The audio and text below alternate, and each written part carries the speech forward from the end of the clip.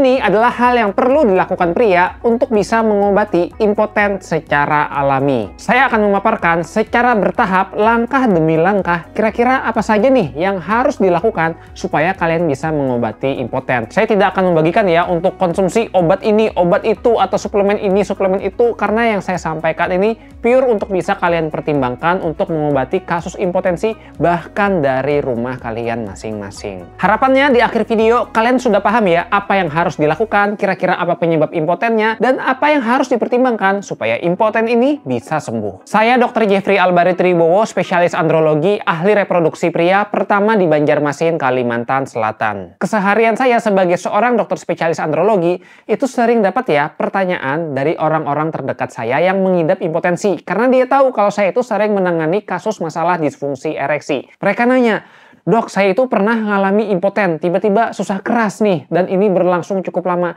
Apa aja nih yang harus dilakukan supaya impotennya ini bisa sembuh dan bahkan bisa kembali normal tapi tanpa menggunakan obat-obatan?" Karena ini sebetulnya penjelasannya cukup panjang dan ada langkah-langkah yang harus dipertimbangkan, makanya saya putuskan untuk membagikan video ini, di mana nanti saya akan membaginya menjadi beberapa tahapan. Yang pertama, kita harus mencari tahu dulu ya, apa nih penyebab dari impoten tersebut. Yang kedua, kita harus mengelola pikiran. Yang ketiga, memperbaiki pola hidup. Dan yang terakhir, nomor 4, itu adalah pembahasan apakah meminum obat ereksi itu berbahaya atau tidak. Baik, langsung saja ya, kita akan membahas langkah-langkah ini secara detail satu persatu untuk bisa mengobati impoten secara alami. Yang pertama, itu adalah mencari tahu penyebab impotensi. Kita harus paham ya, ketika timbul gangguan ereksi alias disfungsi ereksi, ini merupakan sebuah gejala dari kondisi kelainan di tubuh atau di pikiran kita. Jadi sangat tidak bijak ya kalau kita fokusnya, aduh kita harus mengobati impotensinya aja. Kita kalau ingin mengobati, kita harus mengobati akar penyebabnya. Bayangin kayak misalnya ada selang yang bocor. Tentu kita ingin memperbaiki bocornya aja, bukan hanya sekedar menampung bocoran air tersebut. Karena kalau kita hanya menampung air bocoran tersebut, pasti suatu saat dia akan penuh karena kita tidak menanggulangi masalahnya.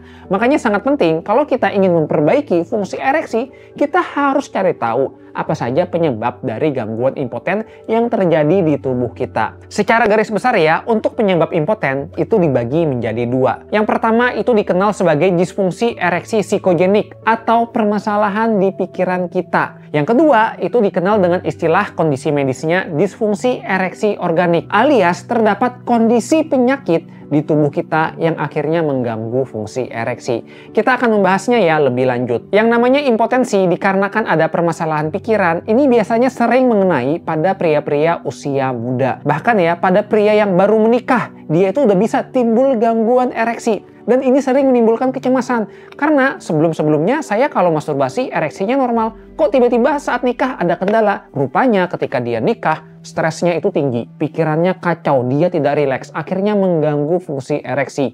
Karena udah terganggu saat berhubungan, dia semakin cemas. Sehingga akhirnya apa? Semakin sulit untuk bisa terjadi ereksi. Untuk impotensi akibat permasalahan pikiran ini, biasanya dicurigai ya. Pertama dari usia. Usianya biasanya terjadi pada kisaran 30 tahun ke bawah. Lalu timbulnya dia gangguannya itu mendadak. Dari yang awalnya normal, tiba-tiba kok ereksinya turun langsung. Di samping itu dia ngerasa ya, kok aku masturbasi bagus nih. Tapi kalau dengan pasangan ada kendala. Nah, itu sudah merupakan penanda jangan-jangan ada faktor pikiran alias stres ketika kita berhadapan dengan pasangan. Karena kan kalau kita melakukan masturbasi, biasanya kita nggak ada tekanan dari orang lain. Tetapi ketika kita berhadapan dengan pasangan, ada kecemasan, kekhawatiran tidak bisa memuaskan pasangan atau timbulnya kendala. Makanya sering terjadi gangguan ereksi akibat pikiran ini, dia semakin parah ketika harus berurusan dengan pasangannya kelak. Di samping itu, pada kondisi ini, biasanya seorang pria, dia ngerasain kalau ereksi paginya itu masih bagus. Jadi kerasnya masih bagus, gairahnya oke. Hal ini berbanding terbalik ketika dia berhubungan dengan pasangan. Kekerasannya justru terganggu dan bahkan hasratnya bisa tidak optimal. Ini menunjukkan ya, ada kondisi-kondisi tertentu yang kadang bisa mempengaruhi fungsi ereksinya. Kalau kondisi tertentu bisa bagus, tapi kondisi lain bisa jelek, ini menunjukkan kecurigaan jangan-jangan ada faktor pikiran yang mempengaruhi fungsi ereksi. Bisa jadi juga ya, ada timbul kendala-kendala faktor pikiran lain yang kemudian bisa mempengaruhi fungsi ereksi. Misalnya pada pria tersebut dia kecapean, udah capek-capek kerja, kemudian dia juga habis lembur, dia ingin melakukan hubungan seksual, Tetapi karena tubuhnya ini kurang fit, dia akhirnya apa? Timbul kendala saat berhubungan seksual. Nah, ini adalah beberapa tanda kalau kita itu mengidap gangguan ereksi yang disebabkan karena permasalahan dari pikiran kita atau kondisi medisnya disfungsi ereksi psikogenik. Sementara kalau untuk impoten yang disebabkan karena ada penyakit di tubuh, biasanya kondisi ini mengidap pada pria-pria yang sudah usia lanjut di atas 40 tahun.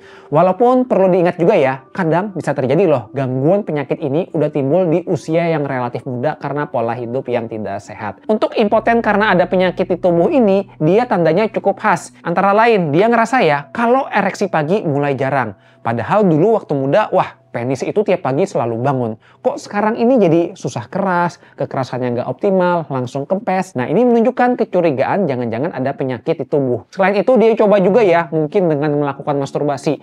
Dia ngerasa kalau masturbasinya ini nggak optimal. Terus biasanya timbul gangguan ereksinya ini secara bertahap dan perlahan. Dari awalnya ereksi keras, kemudian dia ngerasa agak menurun. Sampai akhirnya sekian lama, dia ngerasa kalau kekerasannya ini semakin parah. Jadi dia ngerasa ada progres penurunan dari fungsi ereksi. Ini yang menunjukkan ya kalau kecurigaan jangan-jangan impotennya disebabkan ada permasalahan penyakit di tubuh kita atau kondisi medisnya disfungsi ereksi organik. Terkait apa saja nih penyakit yang bisa mengganggu fungsi impoten, sebetulnya itu ada banyak. Tetapi salah satu yang paling sering ditemui itu adalah dikarenakan adanya gangguan pembuluh darah penis. Jadi ya penis itu kalau mau ereksi, dia itu pembuluh darahnya harus bisa mengembang. Makanya kan penis kita itu akan membesar saat terjadi ereksi karena pembuluh darahnya mengembang dan dia akan mempertahankan aliran darah yang berada di sana. Bayangin kalau misalnya ada kelainan pembuluh darah. Misalnya pembuluh darahnya ini kaku, tidak bisa mengembang. Atau mungkin dia pembuluh darahnya tersumbat. Jadi bayangin kayak ada pipa, airnya itu nggak bisa jalan karena ada sumbatan di dalam aliran tersebut. Maka yang terjadi sudah pasti ya akan timbul gangguan fungsi ereksi pada penis. Untuk tahu gimana nih kesehatan pembuluh darah kita, pemeriksaannya itu relatif mudah dan bahkan bisa kita lakukan di puskesmas terdekat. Yaitu adalah dengan pemeriksaan tekanan darah, gula darah puasa, gula darah 2 jam setelah makan, bagaimana kolesterol kita, dan bagaimana kadar asam urat. Jadi pemeriksaan itu sebetulnya adalah pemeriksaan sederhana. Dan harganya pun sebetulnya tidak terlalu mahal banget ya. Sayang banyak dari kita yang menyepelekan pemeriksaan tersebut. Saya sangat menyarankan kalau kita udah usia 40 tahun ke atas, pertimbangkan untuk pemeriksaan yang saya sebutkan tadi, minimal itu adalah 1 tahun sekali. Meskipun kita itu udah diperiksa normal. Karena bukan tidak mungkin, tahun ini normal, tahun depan ternyata timbul masalah. Makanya sangat penting ya kita memeriksa kesehatan pembuluh darah. Kalau pembuluh darah kita itu timbul masalah, yang kena itu adalah pembuluh darah yang kecil. Dimana yang paling kecil di tubuh kita, salah satunya adalah penis. Makanya timbul gangguan ereksi terlebih dahulu. Kondisi ini dibiarkan dalam jangka waktu lama, 5 tahun. Bukan gak mungkin berisiko terkena gangguan penyakit jantung atau serangan jantung.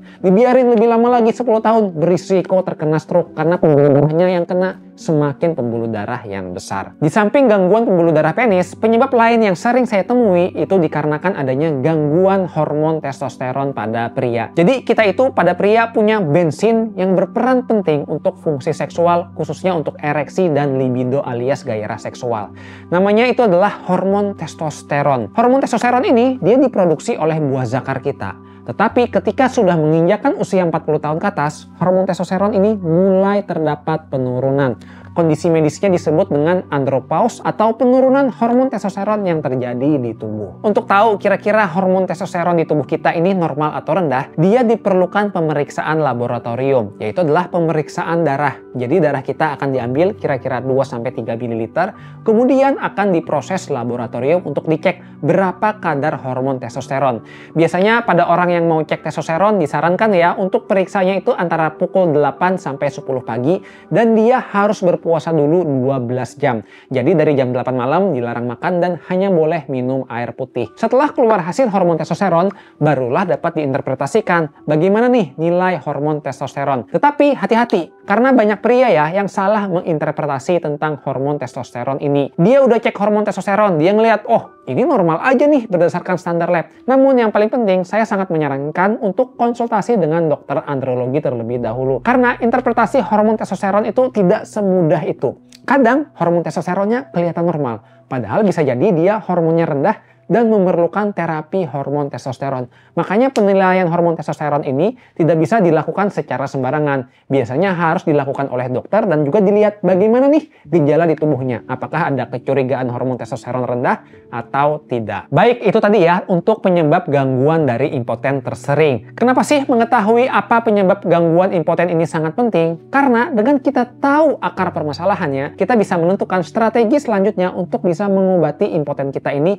bahkan secara alami. Memang untuk mengetahui akar penyebab impoten ini agak susah-susah gampang ya, karena ya tadi tidak sesederhana itu. Saya sendiri sebagai dokter ketika ada pasien yang datang berkonsultasi, biasanya untuk pemeriksaannya ini akan dilakukan pemeriksaan lebih lanjut, mulai dari pemeriksaan tanya jawab, pemeriksaan buah zakar, dan pemeriksaan laboratorium. Barulah saya bisa menentukan kira-kira apa saja nih kemungkinan penyebab gangguan impoten. Bahkan bukan tidak mungkin ya, ternyata gangguan impotennya pada seorang pria tersebut dia kombinasi. Jadi ada masalah pikiran dan juga ada masalah penyakit di tubuhnya. Oke, lanjut lagi ya, kita ke pembahasan selanjutnya untuk mengobati impoten secara alami. Yaitu adalah kita harus mengelola pikiran kita. Memang betul gangguan impoten yang disebabkan ada permasalahan pikiran itu paling sering ditemui pada usia muda. Tetapi jangan salah, pada usia-usia lanjut juga bisa terjadi.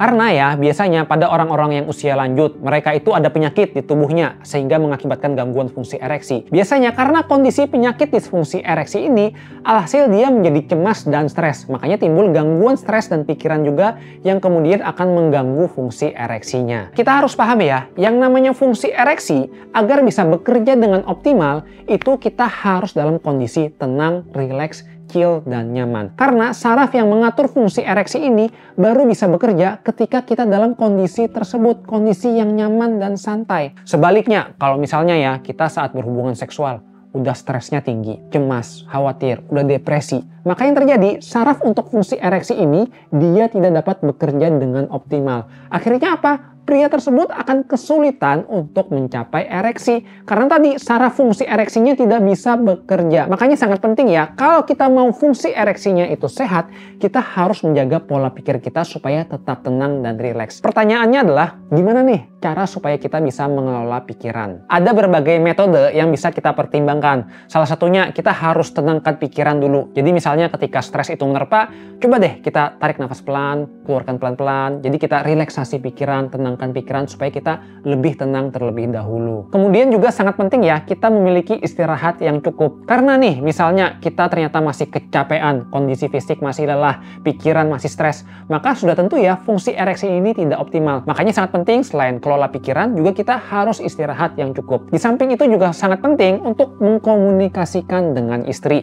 Jadi misalnya kita ngerasa kalau kita ini cemas, khawatir, kita sebaiknya komunikasikan dengan istri supaya apa? Mengurangi emosi negatif di tubuh kita dan kita memberikan pemahaman ke istri kita. Harapannya kalau istri kita ini udah paham dengan kondisi penyakit kita, dia itu setidaknya mengerti dan tidak menuduh macam-macam, juga memahami kalau misalnya saat hubungan seksual ada kendala. Dengan kita menciptakan situasi yang nyaman dan kondusif saat berhubungan seksual, diharapkan kecemasan tadi bisa teredam dengan baik. Selain itu juga bisa ya kita untuk mencari penyegaran refreshing. Kita boleh mungkin liburan dulu, staycation, cari situasi yang baru. Bisa jadi ya kita itu sumpek di rumah hubungan seksual gitu-gitu aja. Dengan ada situasi-situasi kondisi baru dan variasi ini, maka dia akan memberikan kondisi fresh sehingga akhirnya kita lebih nyaman, tenang, dan bukan tidak mungkin fungsi ereksinya bisa membaik. Bahkan saya pernah nemuin ya, ada pasangan yang dia itu ada kendala saat berhubungan seksual.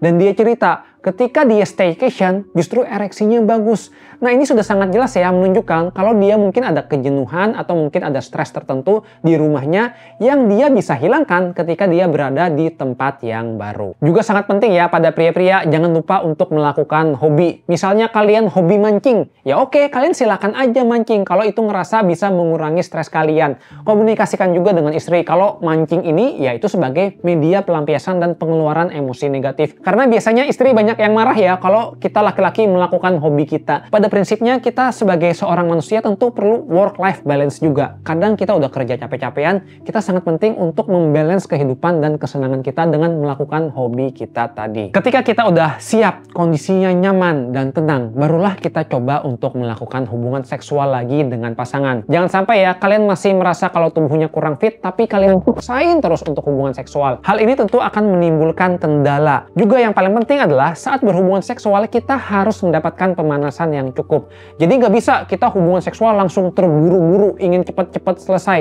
Karena kita perlu ingat, ereksi itu timbul ketika gairahnya ada. Untuk supaya gairahnya ini muncul, maka perlu pemanasan. Mungkin kita perlu mendapatkan rangsangan, kita disentuh-sentuh di bagian tubuh kita dicium, kemudian kita melihat istri kita cantik dengan pakaian-pakaian yang menggoda. Itu diharapkan dapat meningkatkan gairah sehingga akhirnya ereksinya bisa timbul secara optimal. Kalau misalnya gairahnya ini aja tidak timbul, kita tidak dapat rangsangan atau stimulasi yang cukup, maka ya itu tadi, fungsi ereksinya tidak akan muncul secara optimal. Kalau misalnya ya kalian ngerasa faktor pikiran ini cukup berat banget, udah ngelakuin tips yang saya sebutkan tadi masih ada kendala, saya sangat menyarankan untuk kalian berkonsultasi dengan tenaga kesehatan. Bisa ke psikolog, psikiater, atau mungkin dokter andrologi. Oke, sekarang kita ke langkah yang selanjutnya, yaitu adalah memperbaiki pola hidup. Pada orang-orang yang memiliki gangguan impoten disebabkan adanya penyakit di tubuhnya, maka sangat penting ya untuk memperbaiki pola hidup. Bisa jadi penyakit di tubuh kalian itu timbul karena kebiasaan-kebiasaan buruk kalian. Kebiasaan buruk kalian ini biasanya udah timbul dari sejak muda. Mungkin kalian santai, oh muda nggak jaga pola hidup, ngerokoknya banyak karena ngerasa tubuh sehat. Tapi bukan tidak mungkin, munculnya setelah kalian berpuluh-puluh tahun melakukan hal tersebut. Usia muda nggak ada masalah, usia 40-50 mulai timbul masalah. Ini merupakan akumulasi dari pola hidup yang tidak sehat. Makanya sangat penting ya kita memperbaiki pola hidup supaya fungsi seksualnya kembali normal. Perbaikan pola hidup ini perlu disesuaikan ya dengan apa nih kira-kira penyebabnya. Misalnya kalian ditemukan kolesterolnya tinggi. Nah, kalau kolesterol tinggi maka sangat penting kita membatasi makanan-makanan yang berminyak, suka goreng-gorengan. Karena itu ya tadi, kadar kolesterolnya tinggi akhirnya apa? Bisa mengganggu fungsi ereksi. Atau misalnya kita tahu kalau kita itu mengidap diabetes, gula darah di tubuh kita tinggi, maka sangat penting kita membatasi konsumsi harian gula kita. Kita kalau minum hindari yang manis-manis, apalagi minuman kekinian, minuman soda siap saji, lalu kita kurangi juga konsumsi nasi yang manis-manis. Karena apa? Kalau kita makanannya tinggi tepung, manis-manis, minumannya juga sama, itu akan semakin memperburuk fungsi gula. Sama halnya juga ya, kalau misalnya ternyata kita mengidap hipertensi atau darah tinggi, maka sangat penting juga kita membatasi konsumsi yang asin-asin atau garam kita. Jangan malah kita udah tahu darah tinggi, konsumsinya suka yang asin-asin. Ini akan memperberat kondisi darah tinggi kita. Pada prinsipnya, kalau kita ingin menjaga pola makan supaya fungsi ereksi kita itu sehat, kita pilih makanan itu yang segar. Dagingnya banyakin daging segar, sayur, buah-buahan. Hindari makanan-makanan siap saji dan yang berpengawet, juga yang manis-manis dan diproses terlalu berlebihan.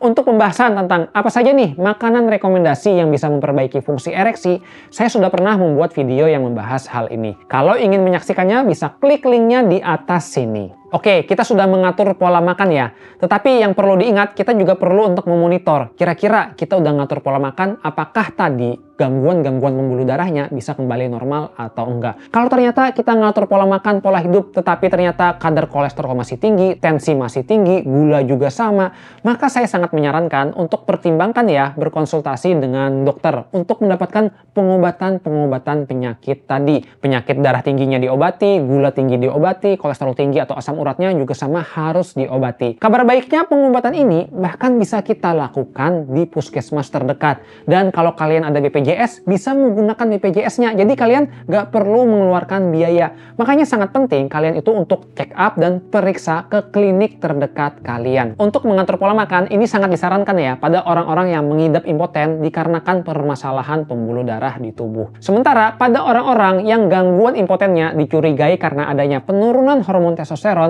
maka pendekatannya beda lagi. Disarankan pada orang-orang yang hormon testosteronnya rendah, dia harus memperbaiki pola hidupnya, yaitu adalah dengan melakukan olahraga secara rutin. Olahraganya apa nih yang untuk meningkatkan testosteron?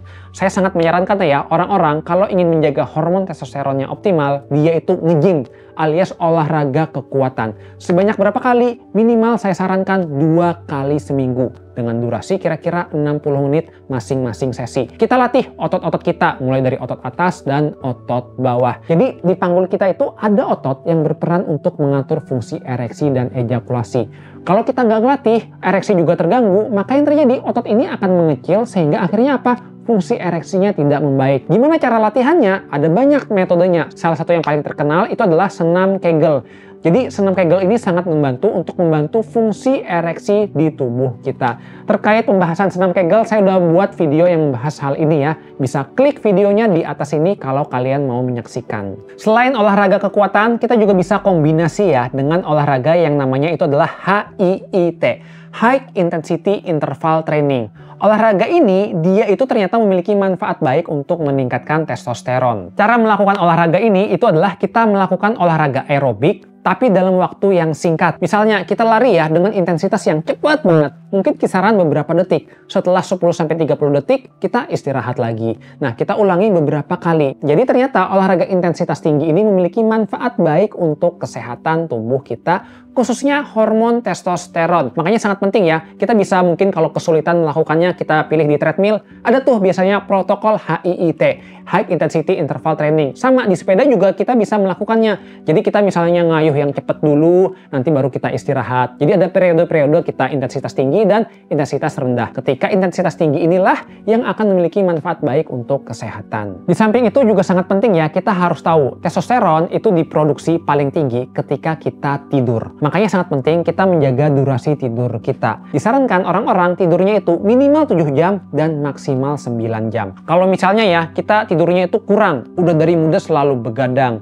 tidurnya cuma 3-4 jam. Maka yang terjadi, hormon testosteron ini tidak diproduksi secara optimal, sehingga akhirnya ketika kita usia tua, hormon testosteron akan semakin rendah dan bukan tidak mungkin akan mengganggu fungsi ereksi. Makanya ya kita ngerasa kalau pagi itu kita sering ereksi pagi. Dikarenakan apa? Saat pagi hormon testosteron tinggi. Hormon testosteron yang tinggi ini yang memiliki manfaat baik untuk kesehatan fungsi seksual kita. Jadi sangat penting ya kita atur pola hidup tadi.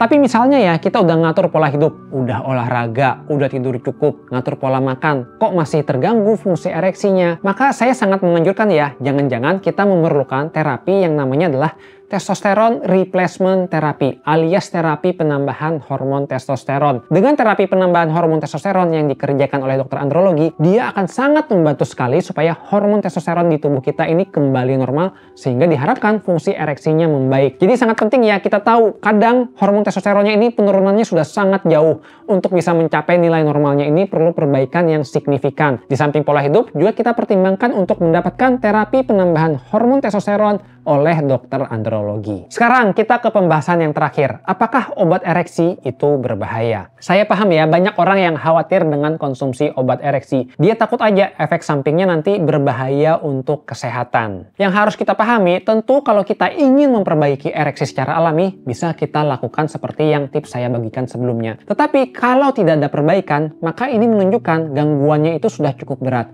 Disinilah peran pengobatan supaya bisa memperbaiki fungsi ereksi. Terkait bahaya atau tidak sebuah obat itu sangat relatif sekali. Kita ambil contoh yang simple aja deh ya, obat penurun panas, paracetamol. Saya yakin kita pasti udah pernah konsumsi obat ini. Obat paracetamol ini bisa menimbulkan alergi pada sebagian kecil orang. Maka ini bisa menimbulkan bahaya. Juga kita harus tahu, obat paracetamol ini kalau dosisnya terlalu tinggi, dia bisa merusak dan menimbulkan efek yang berbahaya di tubuh kita. Merusak fungsi hati, melukai fungsi lambung. Maka obat paracetamol yang bahkan dijual bebas, ini juga bisa menimbulkan bahaya. Untuk tidak menimbulkan bahaya gimana? Kita konsumsinya dengan tepat. Kalau kita udah tahu alergi ya kita hindari. Kalau kita mau minum obat paracetamol tentu kita harus minumnya sesuai dosis. Kalau dosisnya tidak tepat, maka inilah yang akan menimbulkan bahaya seperti overdosis tadi. Sama halnya dengan obat ereksi ya.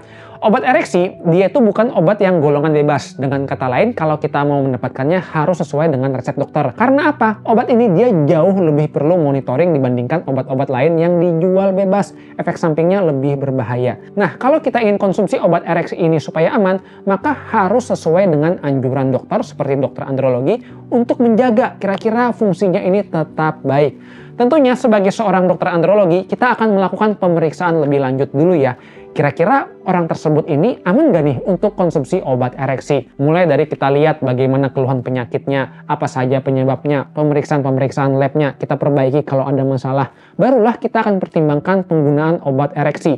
Kita akan sesuaikan dosis dan pemilihan jenis obatnya yang cocok untuk diri kita. Kalau misalnya ya kita temui, oh orang tersebut ini ternyata ada kontraindikasi atau kondisi penyulit sehingga tidak bisa konsumsi obat ereksi, maka kita tidak akan memberikan obat ereksi tersebut. Karena kalau diberikan justru dapat menimbulkan bahaya di tubuhnya. Makanya kuncinya adalah kalau kita ingin konsumsi obat ereksi, kita harus monitoring secara berkala. Tidak boleh konsumsi secara sembarangan atau beli sembarangan. Jadi saya beberapa kali ya nemuin ada pria usia muda, dia tuh udah kecanduan dalam tanda kutip dengan obat-obat ereksi. Sebetulnya dia ngerasa ereksi normal, tapi karena dia pengen ereksinya lebih-lebih lagi, akhirnya dia udah terbiasa konsumsi obat ereksi dengan dosis tinggi. Sehingga ketika dia stop konsumsi obat, timbullah keluhan di tubuhnya. Dia nggak bisa ereksi sama sekali karena sudah ketergantungan.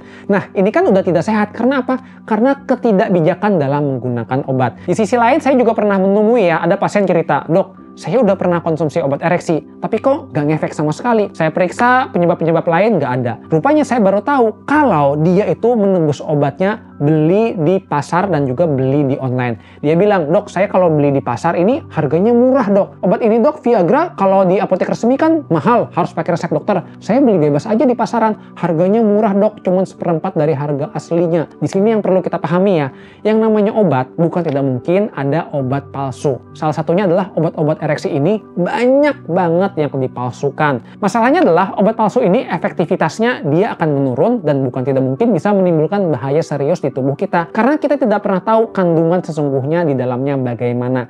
Makanya kita kalau mau konsumsi obat ereksi, selain juga kita harus mengkonsumsinya dari anjuran dokter dan kita menembusnya di apotek yang resmi. Hati-hati, jangan sampai kita udah keluar uang, belinya malah obat palsu. Pada prinsipnya ya, untuk menjaga fungsi impoten ini, saya sangat menyarankan kalau kalian mengidap impoten, jangan biarkan kondisi ini dalam jangka waktu lama. Kalau semakin lama ini dibiarkan, maka ini bisa mengakibatkan gangguannya semakin berat dan pengobatannya menjadi memerlukan dosis yang lebih tinggi dan lebih kompleks. Makanya kalau udah ada kendala di awal, segera konsultasi ke dokter untuk mendapatkan perbaikan.